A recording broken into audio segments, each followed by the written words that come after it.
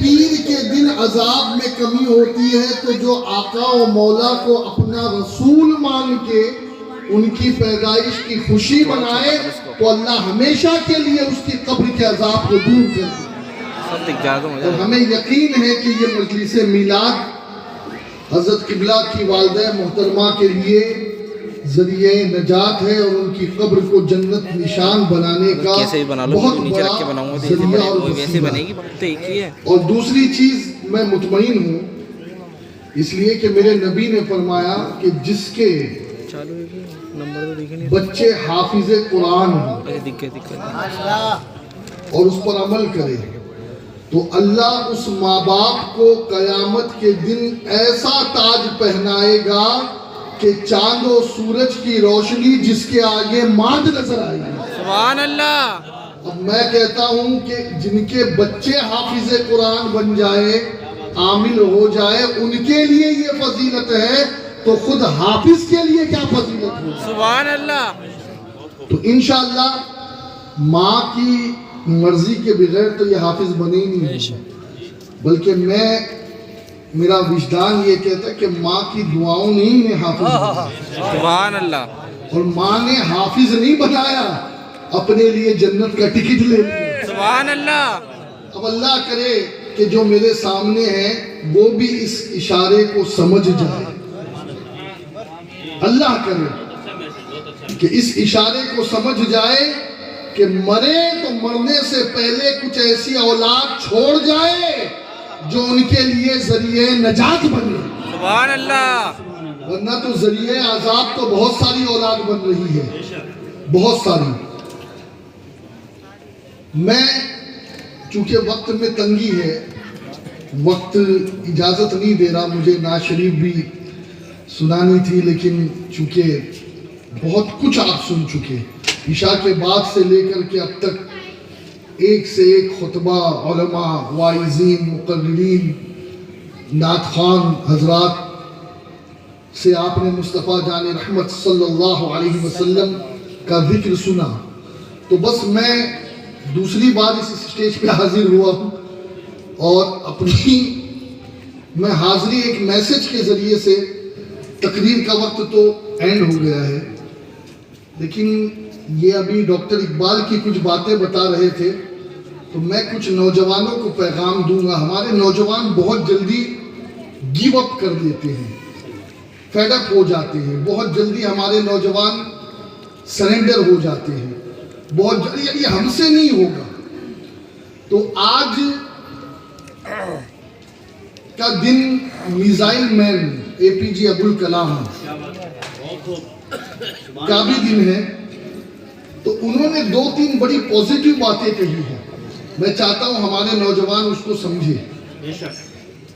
انہوں نے جب بچپن میں تعلیم حاصل کی نا اور اس کے بعد بی ایس سی میں جب ایڈمیشن لینا چاہا تو پیسے نہیں تھے تو ان کی بہن تھی زہرا اس نے اپنے داگینے بیچے اور بھائی کو پڑھایا.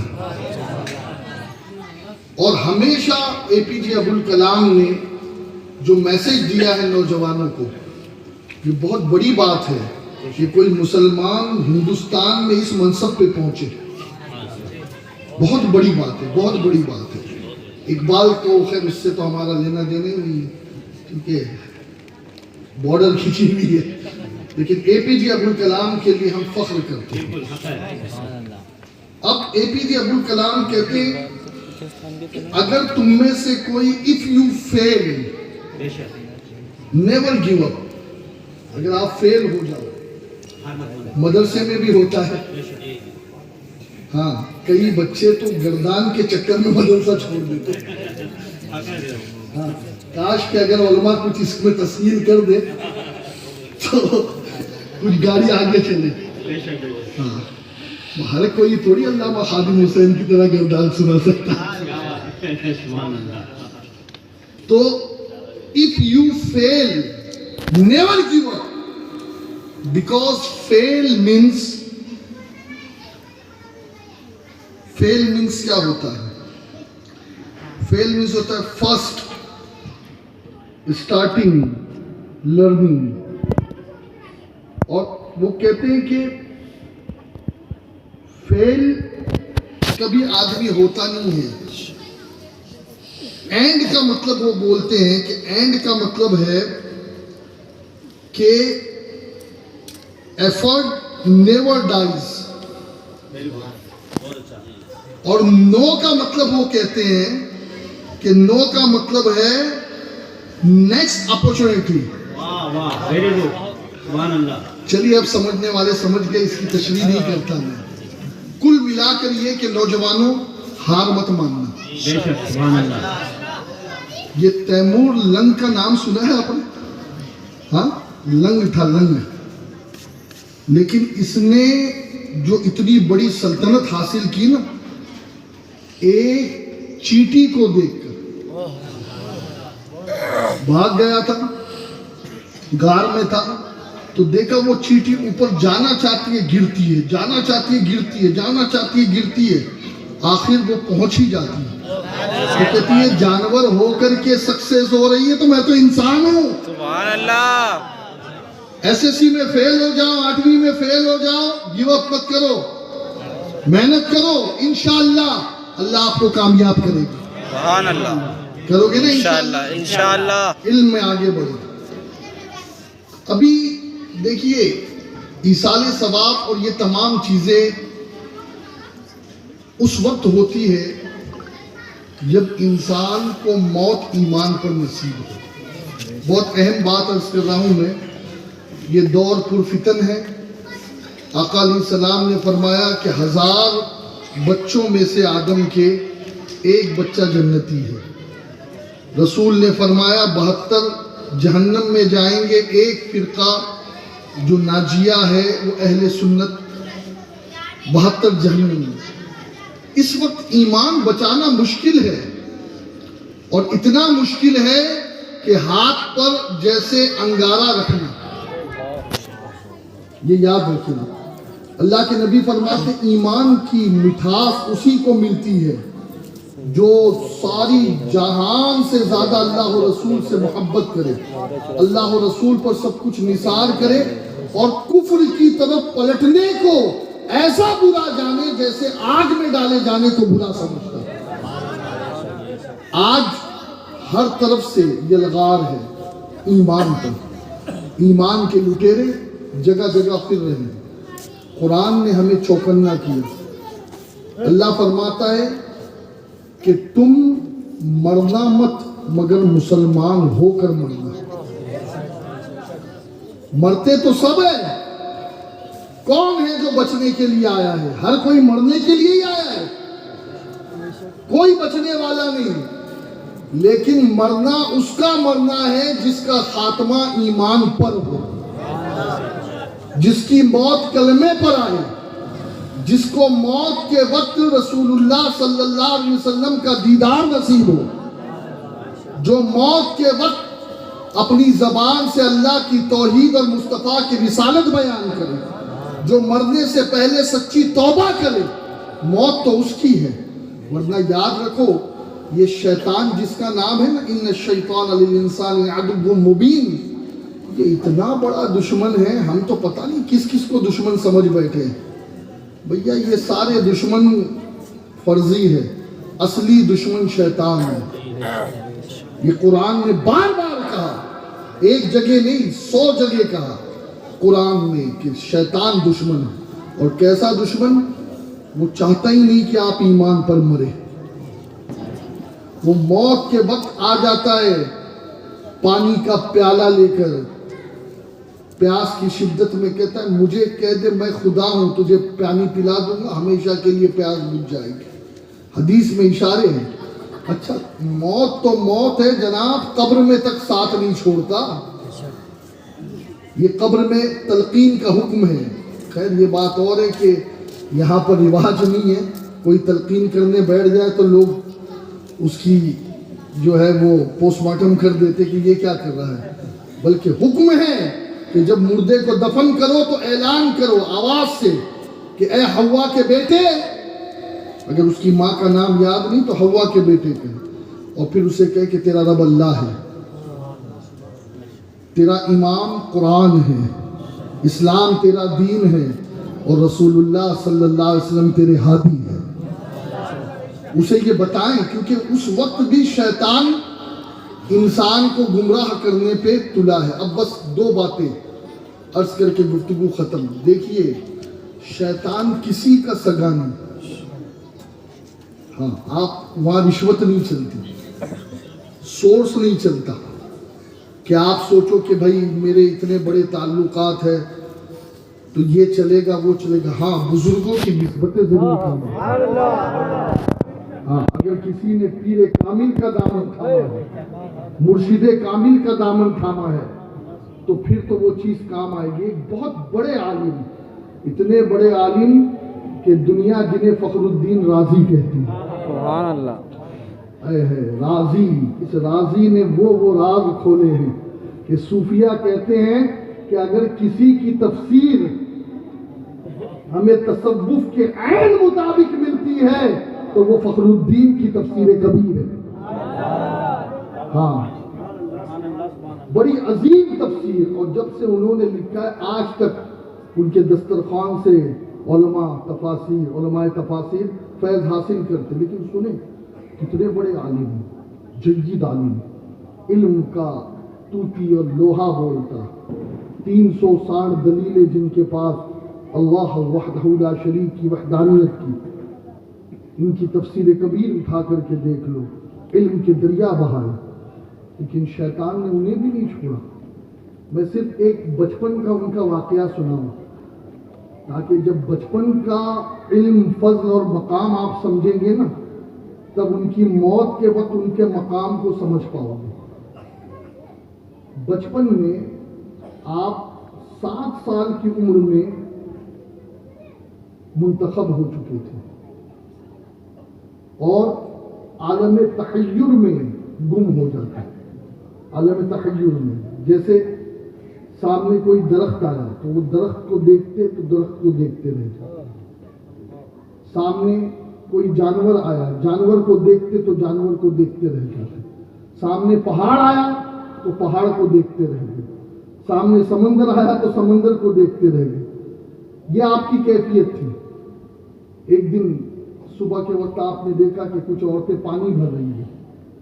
ان عورتوں کو دیکھا تو عورتوں کو ہی دیکھتے رہ گئے. اب آپ جانتے ہیں نا کہ جن کے ذہنوں میں گندگی ہوتی ہے تو وہ پھر ہر کسی کو اپنی طرح ہی سمجھتے ہیں.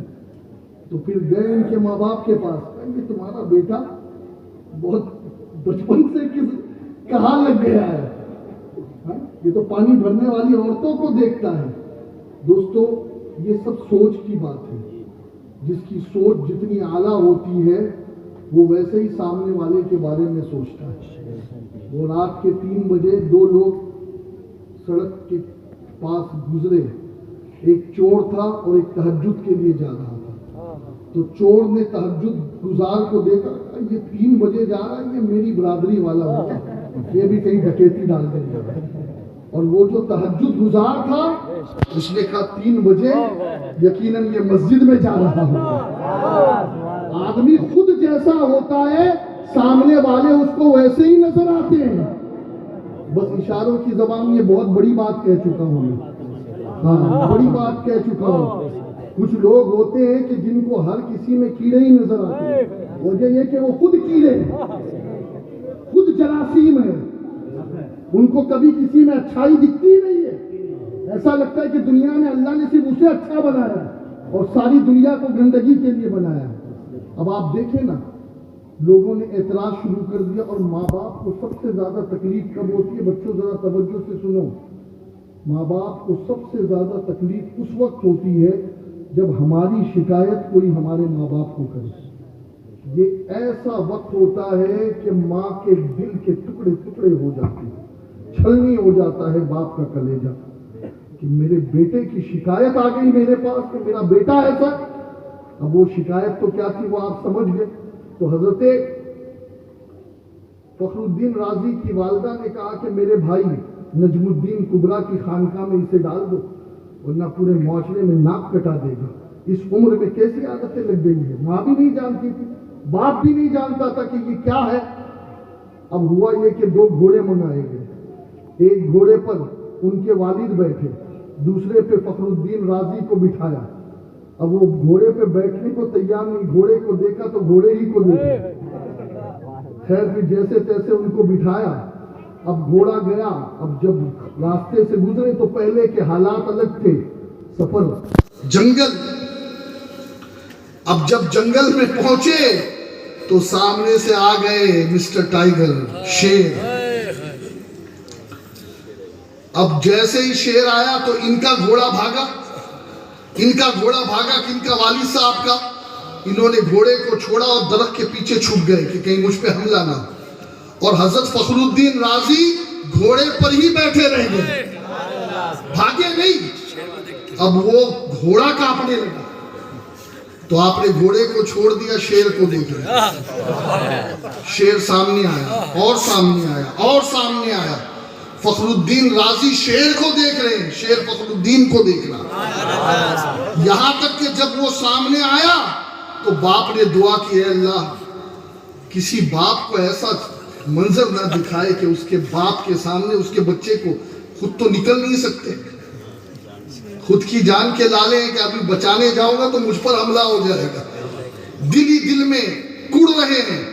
लेकिन मंजर जब देखा तो दिमाग और अक्ल हैरान कि उस शेर ने करीब आकर फखरुद्दीन राजी के कदमों को चूमा। क्या बात है, नारे तकबीर, नारे तकबीर, नारे रिसालत, क्या बात है। और दुम हिलाकर वापस चला गया। अब जब वो चला गया तो हजरत बाहर आए, कहा बेटा शेर था? हाँ बस शेर था। तूने देखा? देखा। भागा क्यों नहीं? कहा अब्बा कितना खूबसूरत, कितना खूबसूरत था। अरे खा जाता। अब्बा मैं तो ये सोच रहा था कि जब इसे बनाने वाले ने इतना खूबसूरत बनाया है तो वो बनाने वाला कितना जमील होगा, वो कितना हसीन होगा। ये तसव्वुफ की बात है। वो कितना हसीन होगा। बाप समझ गए कि माँ भी गलत फहमी में है। जानवर ने बता दिया कि इस बच्चे का मकाम क्या। लेकिन सुनो, इस मकाम पे पहुंचने के बाद भी कोई शैतान किसी को नहीं छोड़ता।